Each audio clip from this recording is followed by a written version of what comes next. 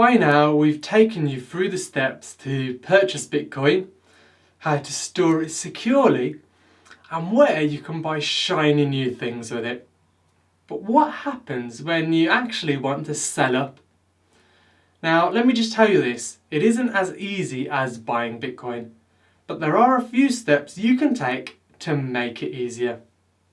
So first things first, you must decide if you want to sell your Bitcoin online or in person. There are three main ways of selling online, so let us guide you through each one in turn now. So let's start with selling via direct trade first. This is perhaps the most straightforward and least time-consuming method. Of course, it's the direct trade method, as I just mentioned. The basic steps are to find your preferred selling platform, register as a seller. By the way, this will require you to verify your identity, which is not the ideal course of action if you want to remain anonymous throughout the process. But like I said, it's a vital step and you have to do it. But most direct trade sites work on a simple premise. So you post the details of your consignment. Interested buyers will then get in touch. Once you've negotiated a deal, the website will then process the transaction for you. Simple as that. Now, examples of these direct trade marketplaces that I'm a big fan of include Coinbase, Local Bitcoins, Bitbargain and Bitilicious. These are generally the same, although Coinbase and Local Bitcoins are based in the US and Bitbargain and Bitilicious in the UK. Now we have exchange trades, which is another huge area I'm really excited about when it comes to selling Bitcoin. And these are also straightforward. So what you do once you register through these exchange sites is place your order, so the number of Bitcoins and price per unit. Then from there, interested parties will then contact you. And what you do from there is complete the transaction once you're happy with the terms, and your new currency will then be credited to your bank account. It's as simple as that.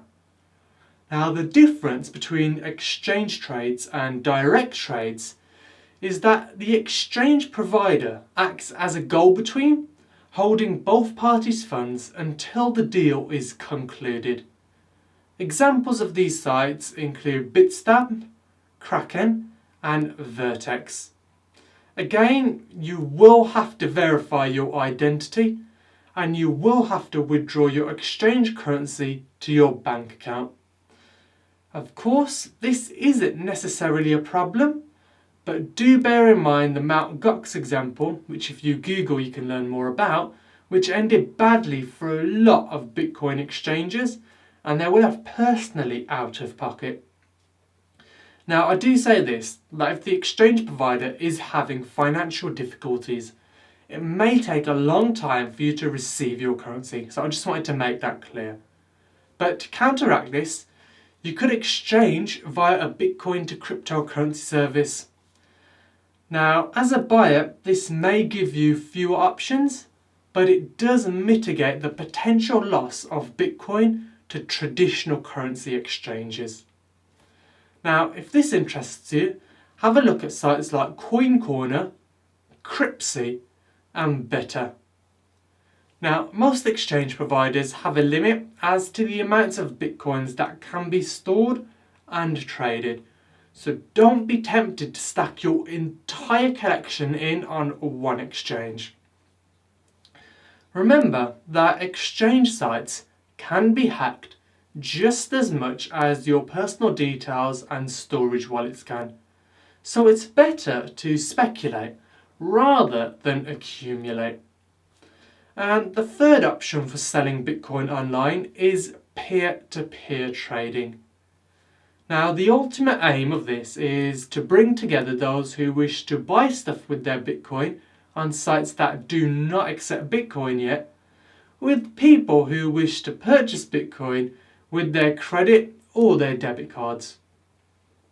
So these platforms like Purse.io and Coinifine, for example, create a real win-win situation for both their users. So let's say person A has a bulging wallet of Bitcoins and wants to buy a brand new Samsung TV, but finds that he can't pay for the one he wants with his Bitcoin. So person B comes along and after negotiating prices with person A, purchases the TV on their behalf in return for an appropriate amount of Bitcoin. The peer-to-peer marketplace then oversees that transaction and keeps everything safe in escrow until that deal is concluded. You'll usually find in cases like this that person B will pay a slight premium, but it does give them an easy option of purchasing Bitcoin with their credit or debit card.